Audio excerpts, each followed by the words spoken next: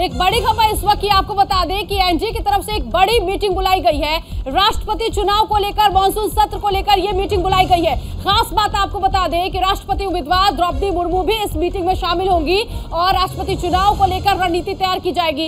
इसके साथ ही साथ मॉनसून सत्र को चलाने के लिए सरकार की तरफ से क्या तैयारियां होंगी, कौन कौन से ऐसे मुद्दे होंगे जो कि सदन में उठाए जाएंगे, इसको लेकर भी इस मीटिंग में चर्चा होगी। खास तौर पर जो ये चर्चा है, इसी चर्चा से आगे की रणनीति विपक्ष भी तैयार करेगा, क्योंकि आपको बता दें कि हमेशा जब भी कोई सत्र चलाया जाता है तो विपक्ष सरकार को घेरने की पूरी कोशिश करता है। अब देखना यह है कि आज जो एनडीए की तरफ से मीटिंग होगी, इस मीटिंग में क्या कुछ खास होगा। लेकिन मीटिंग में क्या खास होगा ये चारुल हमें बताएंगी।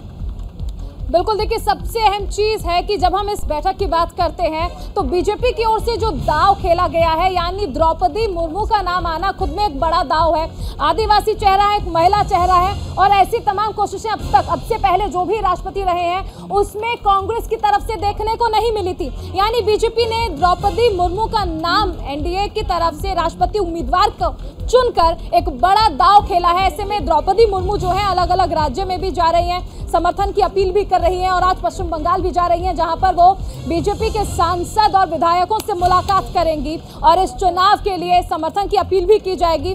सबसे अहम चीज ये है कि जब हम बात द्रौपदी मुर्मू की करते हैं और कांग्रेस की करते हैं तो बहुत सारी चीजें जो है आपने देखा कि किस तरह पहले ही ये कहा गया विपक्ष की ओर से कि अगर हमें इस बात की जानकारी होती कि द्रौपदी मुर्मू का नाम एनडीए की ओर से सजेस्ट किया जाएगा तो हो सकता है हम पहले ही समर्थन दे देते। और अपडेट के लिए रुक करते हैं सागर का। तो बिल्कुल देखिए, जिस तरह से ममता बनर्जी ने एक बड़ी बैठक तो बुलाई थी कि विपक्ष वहां पर एकजुट दिखाई दे और राष्ट्रपति का उम्मीदवार जो विपक्ष का है वो भी यहां पर टक्कर दे, लेकिन जब से बीजेपी ने ऐलान किया यहां पर टक्कर दिखाई नहीं देती। 2006 से 2009 तक ओडिशा बीजेपी देखिए एसटी तमाम बड़े पदों पर रह चुकी हैं। 2 बार बीजेपी एसटी मोर्चा की राष्ट्रीय कार्यकारिणी की सदस्य भी रह चुकी हैं। इसके साथ ही साथ द्रौपदी मुर्मू की अगर हम बात करें तो आदिवासी समाज से ताल्लुक ही रखती हैं, एक बड़ा चेहरा, इसीलिए बीजेपी ने इन पर दांव खेला।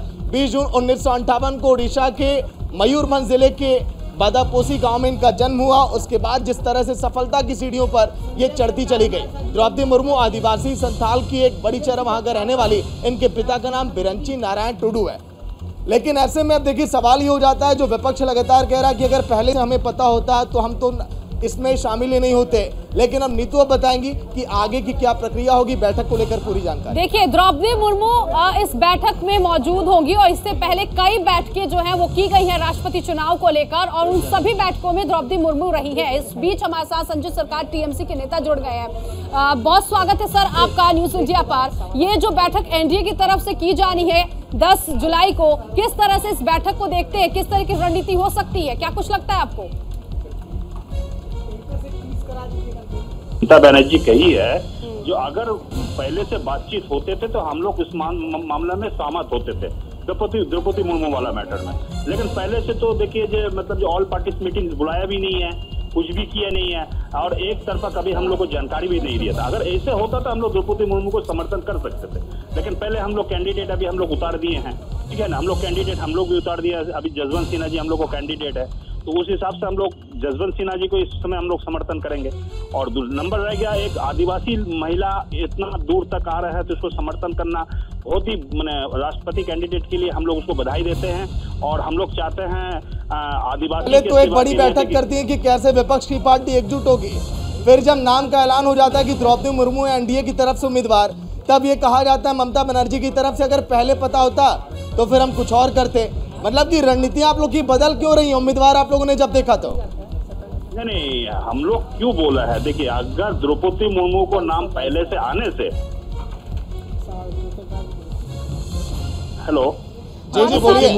हाँ, द्रौपदी मुर्मू जी के नाम पहले से आने से हम लोग उसको समर्थन करते थे। लेकिन भारतीय जनता पार्टी कभी भी इस मामले में कभी भी हम लोग को साथ में ना बातचीत किया है, ना ऑल पार्टीज मीटिंग किया है, ठीक है ना, किए है ना हम लोग को जानकारी दिया, ना ममता दीदी से कभी भी इस बात में बातचीत किए है।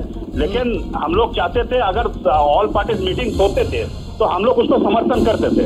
और पटक मीटिंग होने से हम लोग उसको समर्थन करते थे, लेकिन उसमें हम लोग से कभी बातचीत ही नहीं किया है, अपने तरफ से कभी भी हम लोग को कुछ भी जताया नहीं है, बताया भी नहीं है। बिल्कुल, तो बहुत शुक्रिया संजय जी अपना पक्ष रखने के लिए। तो टीएमसी नेता हमारे साथ जुड़े जिन्होंने कहा कि अगर हमें जानकारी होती तो हम भी समर्थन कर सकते थे। ज्यादा जानकारी लेते हमारे संवाददाता पीयूष शुक्ला से। पीयूष, एनडीए की तरफ से ये बड़ी बैठक बुलाई गई है जिसमें द्रौपदी मुर्मू यानी देखिए राष्ट्रपति चुनाव को लेकर और इसके साथ ही मॉनसून सत्र को लेकर अहम रणनीति बनाई जाएगी। क्या स्ट्रैटेजी रहने वाली है पीयूष?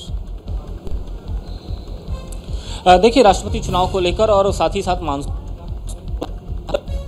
एक बड़ी बैठक है और इस बैठक में एनडीए के जितने घटक हैं वो सभी शामिल होंगे और इस शामिल होने के साथ ही साथ अब राष्ट्रपति चुनाव को लेकर लगभग स्थितियां साफ हो चुकी हैं। द्रौपदी मुर्मू लगातार भारतीय जनता पार्टी शासित राज्य हो या भारतीय जनता पार्टी गैर शासित राज्य हो, लगातार वो वहां के दौरे कर रही हैं। भारतीय जनता पार्टी एनडीए के जो घटक हैं, उनके जो सांसद हैं, जो उनके विधायक हैं, उनसे मुलाकात कर रही हैं और जो भी मतदाता राष्ट्रपति चुनाव के लिए उनसे बातचीत और मुलाकात की जा रही है। तो एक तरह से एनडीए का पूरा फोकस है कि राष्ट्रपति चुनाव में द्रौपदी मुर्मू को अधिक से अधिक वोटों के साथ वो राष्ट्रपति के पद पर आसीन करा सके। और दूसरा, इस बैठक का जो मोटिव रहेगा वो मानसून सत्र, चूंकि मानसून सत्र शुरू होने जा रहा है और ऐसे में विपक्ष अब लगातार हमलावर होता दिखाई पड़ेगा। आज ही भारतीय जनता पार्टी और सरकार के विरुद्ध विपक्ष ने अपना मोर्चा खोल दिया है। तो बिल्कुल, बहुत बहुत शुक्रिया पीयूष पूरी जानकारी के लिए। देखिए, अभी बुलेटिन में हमने 3 खबरों की बात की, लेकिन आगे अभी कई और बड़ी और अहम खबरें हैं। अगर हम बात करें कांग्रेस की संवाददाता सम्मेलन की,